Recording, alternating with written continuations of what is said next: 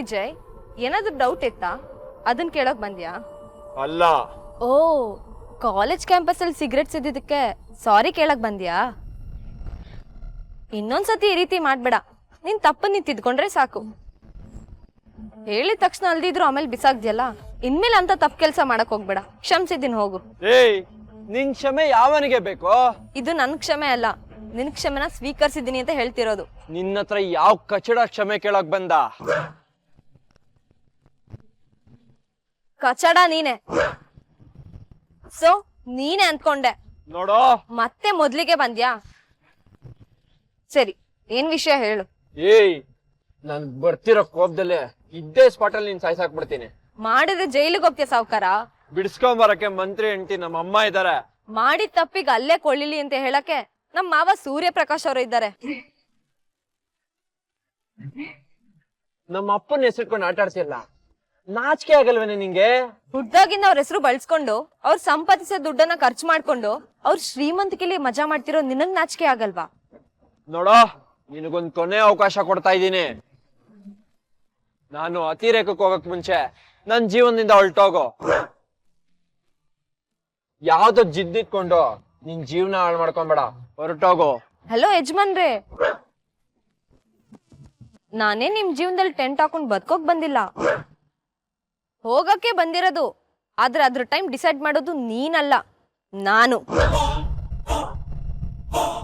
ಯಾಕಂದ್ರೆ ಈಗ ಹೋಗು ಅನ್ನಕ್ಕೆ ನೀನೇನ್ ಬಾ ಅಂತ ನನ್ನ ಕರ್ದಿಲ್ಲ. ಎಡವಟ್ ಕೆಲ್ಸ ಮಾಡ್ದೆ, ಅದಕ್ಕೆ ಎದುರೇಟ್ ಕೊಡೋ ಜವಾಬ್ದಾರಿ ನಂದಾಗಿತ್ತು, ಅದಕ್ ಬಂದೆ. ಹಾಗಾದ್ರೆ ಯಾವಾಗ್ಲೇ ಹೋಗ್ತೀಯಾ? ನನ್ನ ಉತ್ತರ ನಂಗೆ ಸಿಕ್ಕದ್ಮೇಲೆ. ನಿನಗೆ ಯಾವ ಉತ್ತರ ಬೇಕು ಹೇಳು? ಸಿಂಪಲ್. ನೀನ್ ಮಾಡಿ ತಪ್ಪೇನು? ಗೆಸ್ಟ್ ಹೌಸ್ ಅಲ್ಲಿ ನಿನ್ ಜೊತೆ 10 ನಿಮಿಷ ಇರೋಂಗ್ ಮಾಡ್ದೆ. ಅಲ್ಲೇನ ನಿನ್ ಮೈ ಮುಟ್ಟಿದೀನಾ? ಇಲ್ಲ, ಹೊರಗಡೆ ಸಮಾಜ ಹಾಗೆ ತಿಳ್ಕೊಂಡಿದ್ಯಲ್ಲ, ಈಗ ಹಾಗೆ ಅಂದ್ಕೊಂಡಿದ್ಯಲ್ಲ. ಅದಕ್ ನಾನ್ ನೋವು ತಿಂದು ಬೀದಿಗೆ ಬೀಳೋ ಹಾಗಾಯ್ತಲ್ಲ, ಆ ಕಳಂಕ ನಂಗೆ ಬಂತಲ್ಲ. ಅದೇ ಕತೆ ಎಷ್ಟತಿ ಹೇಳ್ತೀಯ? ಅದು ಕತೆ ಅಲ್ಲ, ನನ್ ಜೀವನದಲ್ಲಿ ನಡೆದ ನಿಜವಾದ ಘಟನೆ. ಅದಕ್ ನನ್ಗೆ ಉತ್ತರ ಬೇಕು. ನನ್ನ ನಿನ್ನ ಮಧ್ಯೆ ಏನು ಆಗಿಲ್ಲ ಅಂತ ಹೇಳ್ಬೇಕು. ಈಗ್ಲೇ ಹೇಳ್ತೀನಿ, ಹೋಗ್ಬಿಡು. ನೋ ನೋ ನೋ, ಈಗಿಲ್ಲ ಹೇಳಿದ್ರೆ ಏನು ಪ್ರಯೋಜನ ಇಲ್ಲ. ಇಡೀ ಸಮಾಜ ವಿಡಿಯೋ ನೋಡಿದೆ, ಅದಕ್ಕೆ ನೀನ್ ಪ್ರೆಸ್ ಮೀಟ್ ಕರೆದು ಮಾಧ್ಯಮದವ್ರ ಮುಂದೆ ಆಗಿದ್ದು ನನ್ ಗೀತಂಗ್ ಏನು ಮಾಡಿಲ್ಲ, ಅವಳು ಕೆಟ್ಟವಳಲ್ಲ, ತಪ್ಪೆಲ್ಲ ನಂದೆ ಅಂತ ಹೇಳಿ ಎಲ್ರೂ ಮುಂದೆ ಒಪ್ಕೊಬೇಕು. ನನ್ ಕಳಂಕ ಕಳಿಬೇಕು. ಅವ್ರ ಸಮ್ಮುಖದಲ್ಲಿ ನನ್ನ ಹತ್ರ ಕ್ಷಮೆ ಕೇಳ್ಬೇಕು. ಅದು ಈ ಜನ್ಮದಲ್ಲಿ ಸಾಧ್ಯ ಇಲ್ಲ. ಕೇಳೋ ಹಾಗೆ ನಾನ್ ಮಾಡ್ತೀನಿ. ಅಲ್ಲಿ ತನಕ ನಿನ್ ಕ್ಷಣ ಕ್ಷಣಕ್ಕೂ ಟಾರ್ಚರ್ ಕೊಡ್ತಾ ಇರ್ತೀನಿ, ಕೊಡ್ತಾನೆ ಹೋಗ್ತೀನಿ. ಇದೇ ನಿನ್ ಕೊನೆ ಮಾತಾ? ಮಾಧ್ಯಮದವ್ರ ಮುಂದೆ ನಾನು ಹೇಳಿದ ಕೆಲಸ ಮಾಡೋ ತನಕ ನನ್ನ ಈ ಮಾತಿಗೆ ವ್ಯಾಲಿಡಿಟಿ ಇದ್ದೇ ಇರುತ್ತೆ. ಅಲ್ಲಿ ತನಕ ನಾನ್ ನಿನ್ ಜೀವನದಲ್ಲಿ ಹೋಗಲ್ಲ, ಅದು ಅಸಾಧ್ಯ. ನೀನ್ ಅನ್ಕೊಂಡಿದ್ದಾಗಲ್ಲ. ಹಾಗಾದ್ರೆ ನರ್ಕ ಅನ್ಭವಿಸು ಅಷ್ಟೇ. ಸಿಂಪಲ್. ನಡೀರೆ ಹೋಗೋಣ. ಬರ್ಲಾ ಯಜಮಾನ್ರೆ?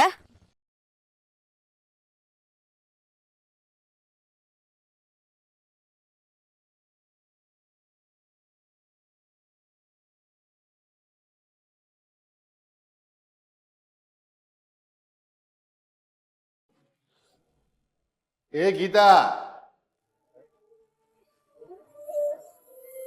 ರೀ ಯಾಕ್ರಿ, ಏನಾಯ್ತು? ಈ ಮನೇಲಿ ಗೀತಾ ಎಲ್ರಿ ಇದ್ದಾಳೆ? ಅಯ್ಯೋ ಸುಶೀಲಾ,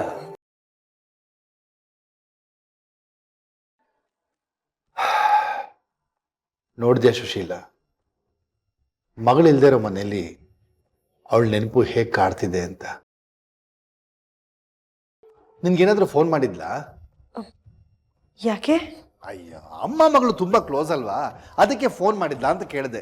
ಅಲ್ಲ, ನೀವು ಕಣೆ, ನಾನು ಏನೇ ಹೇಳಿದ್ರು ನೀನು ಹೆದರ್ಕೊಂಡು ಮಾತಾಡ್ತೀಯ. ಯಾಕಷ್ಟು ಅಂಜಿಕೆ? ಬದಲಾಗೆ ಅಂಜಿಕೆ ಬಿಡು, ಧೈರ್ಯವಾಗಿರು.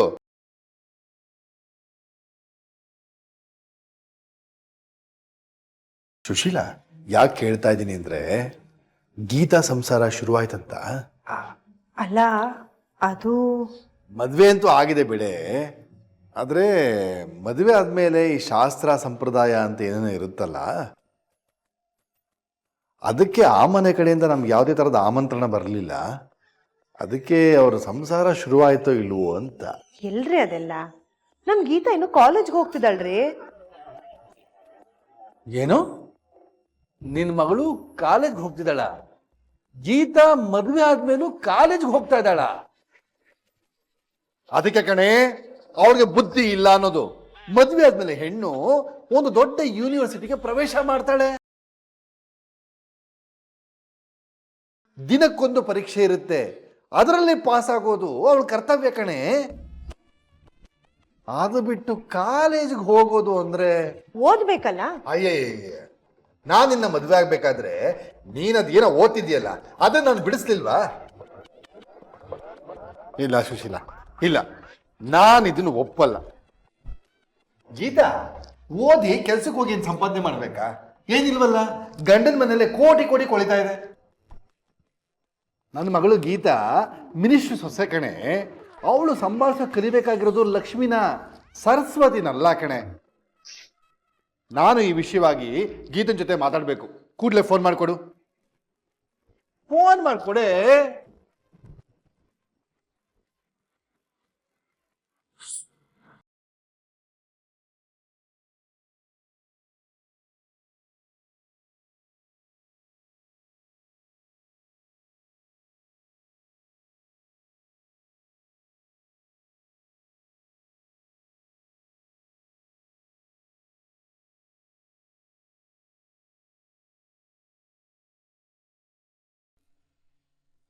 ಏನಾಯ್ತು ವಿಜಿ? ನನ್ ಕೈಯಲ್ಲಿ ಆಗ್ತಿಲ್ಲಮ್ಮ.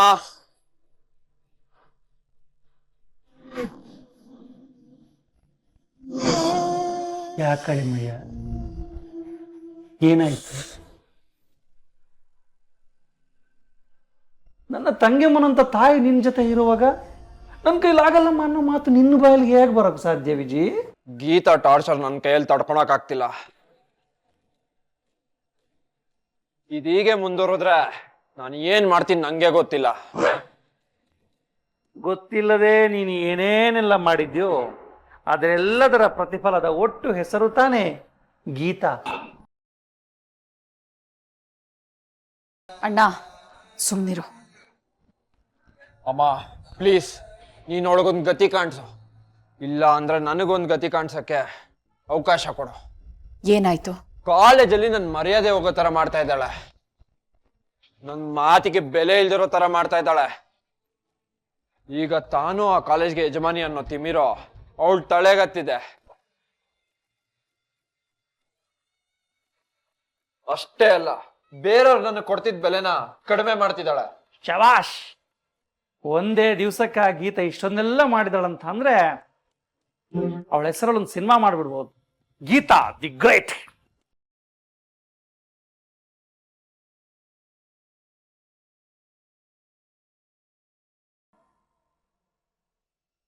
ಬಾನು, ಬಾನು, ಕಿರಣ್, ಅಮ್ಮ ಇಲ್ಲಿ. ಇಲ್ಲೇ ಇದೀನ್ರಿ. ಏನಿದು ಬಾವಾಜಿ, ಬೇಗ ಮನೆಗೆ ಬಂದಿರಿ. ಮೂರೊತ್ತು ಮನೇಲಿರೋ ನಿನಗೆ ಬೇಗ ತಡ ಅನ್ನೋದ್ರ ಲೆಕ್ಕಾಚಾರ ತುಂಬಾ ಚೆನ್ನಾಗಿ ಗೊತ್ತಿರೋ ಹಾಗಿದೆ. ಹಂಗೆವಾ ಭಾವಜಿ ಯಾಕೋ ಸಿಟ್ಟಲ್ಲಿದ್ದಾರೆ ಅನ್ಸುತ್ತೆ, ಹೋಗಿ ಮಾತಾಡು. ಬಾನು, ಈ ಫೈಲ್ ಬಹಳ ಮುಖ್ಯವಾದದ್ದು. ನಮ್ಮ ಕೋರ್ ಕಮಿಟಿ ನಿರ್ಧಾರಕ್ಕೆ ಬಂದಿರೋ ವಿಷಯಗಳು ಇದರೊಳಗಡೆ ಇದೆ. ಇದೇನಾದ್ರೂ ನನ್ನ ಚೇಂಬರಲ್ಲೇ ಇದ್ರೆ ಇದರಲ್ಲಿರೋ ವಿಷಯಗಳು ಲೀಕ್ ಆಗುತ್ತೆ ಅನ್ನೋ ಒಂದೇ ಒಂದು ಕಾರಣಕ್ಕೆ ಇದನ್ನ ನಾನು ಮನೆಗೆ ತಂದೆ. ಹೊರಗಡೆಯವ್ರಿಗೇನಾದರೂ ಇದರಲ್ಲಿರೋ ವಿಷಯ ಗೊತ್ತಾದ್ರೆ ಪಾರ್ಟಿಲಿ ನನ್ನ ಮರ್ಯಾದೆ ಹೋಗುತ್ತೆ. ಅದಕ್ಕೆ ಇದನ್ನ ನಾನು ಮನೆಗೆ ತಂದೆ. ಇನ್ನು 3 ದಿವಸದಲ್ಲಿ ಇದರಲ್ಲಿರೋ ವಿಷಯಗಳನ್ನ ಪಬ್ಲಿಕ್ಗೆ ಅನೌನ್ಸ್ ಮಾಡ್ತಾ ಇದ್ದೀನಿ. ಇದು ತುಂಬಾ ಮುಖ್ಯವಾದ ಫೈಲ್, ಇದನ್ನ ಹುಷಾರಾಗಿ ಎತ್ತಿಡು.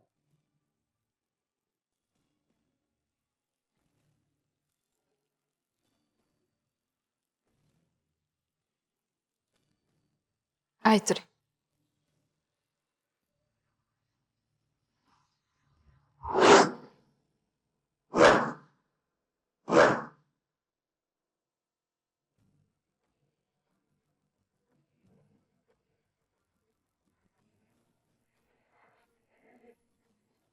ಬಾನು, ಆ ಫೈಲ್ ಒಳಗಡೆ ಇಟ್ಮೇಲೆ ನನಗೆ ಬಿಸಿ ಬಿಸಿ ಕಾಫಿ ಬೇಕು. ಯಾಕ್ರಿ ಏನಾಯ್ತು? ಮುಖ ಒಂಥರ ಸಪ್ಪಗಿದೆ. ಏನಿಲ್ಲ ಬಾನು, ಯಾಕೋ ಸಣ್ಣದಾಗೆ ತಲೆನೋವು. ಅಯ್ಯೋ, ತಲೆನೋವಾ? ಕಣ್ಮಣಿ, ಕಣ್ಮಣಿ, ಬೇಗ ಒಂದ್ ಲೋಟ ಸ್ಟ್ರಾಂಗ್ ಕಾಫಿ ಮಾಡ್ಕೊಂಡ್ ಬಾ. ಅದಿರ್ಲಿ ಬಾನು, ಮೊದಲು ಆ ಫೈಲು. ಹಾ, ಗೀತಾ ಬಾರಮ್ಮ ಇಲ್ಲಿ.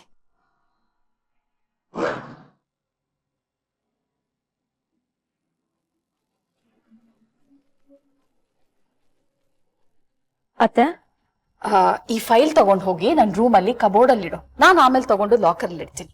ಆಯ್ತು ಅತ್ತೆ.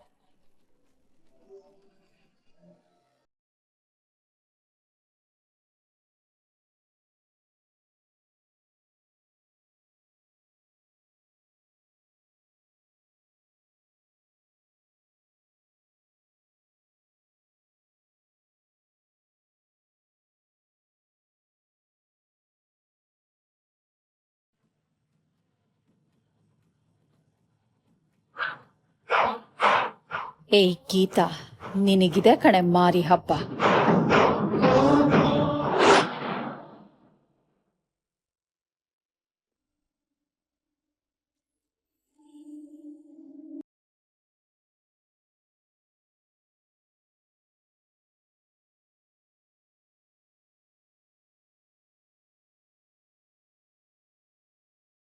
ರೀ, ನೀವ್ ನಡೀರಿ, ಮೊದ್ಲು ಕೂತ್ಕೊಳ್ಳಿ. ಅಣ್ಣ, ಏನ್ ಯೋಚನೆ ಮಾಡ್ತಾ ಇದೀಯಾ? ಹೋಗ್ಬೇಗ ತೈಲ ತಗೊಂಡ್ ಬಾ.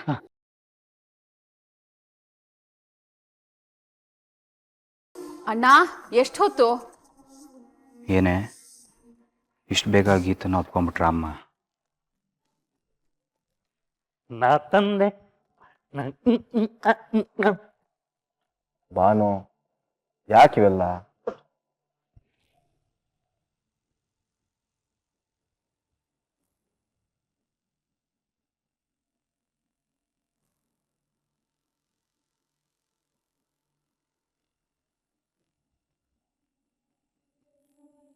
ಹಾ ಬಾನು, ಹಿತವಾಗಿದೆ. ನೋಡಿ, ಕೆಲ್ಸ ಅಂತ ಯಾವಾಗ್ಲೂ ಬ್ಯುಸಿಯಾಗಿರ್ತೀರ. ಸ್ವಲ್ಪ ಹೊತ್ತು ರೆಸ್ಟ್ ಮಾಡಿ. ಎಂಥ ತಲೆನೋವಿದ್ರೂ ಹೊರಟೋಗುತ್ತೆ. ಥ್ಯಾಂಕ್ಸ್ ಬಾನು.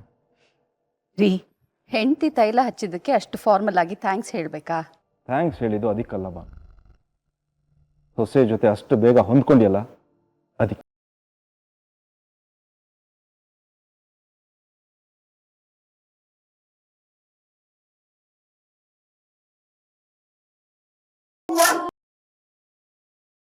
ಯಾಕೆ ಬಾನು, ಬಂದೋಳ್ನ ನಮ್ಮೋಳು ಅಂತ ಎಷ್ಟು ಬೇಗ ಅಂದ್ಕೊಂಡ್ಬಿಡ್ತೀಯಲ್ವ? ಗೀತಾ ಏನ್ ಬೇರೆಯವಳೇನ್ರಿ? ನಮ್ಮ ಮಗನ್ ಹೆಂಡತಿ.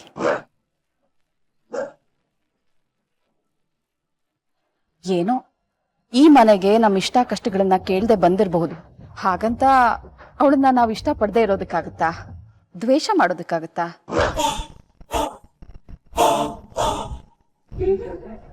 ಗೀತಾ ಈ ಮನೆ ಸೊಸೆರಿ. ಇವತ್ತಲ್ಲ ನಾಳೆ ಅವಳನ್ನ ಒಪ್ಕೊಳ್ಳೇಬೇಕು. ಆ ಕೆಲಸ ಇವತ್ತೇ ಮಾಡೋಣ. ಒಪ್ಕೊಂಡ್ರೆ ಒಡನಾಟ ಅಲ್ವಾ? ಗ್ರೇಟ್ ಬಾನು, ಈ ನಿನ್ನ ಗುಣಕ್ಕೆ ನನಗೆ ಖುಷಿ ಆಗುತ್ತೆ. ಈ ಗುಣಗಳೆಲ್ಲ ನಿಮ್ಮನ್ನ ನೋಡೇ ಬಂದಿರೋದು ರೀ.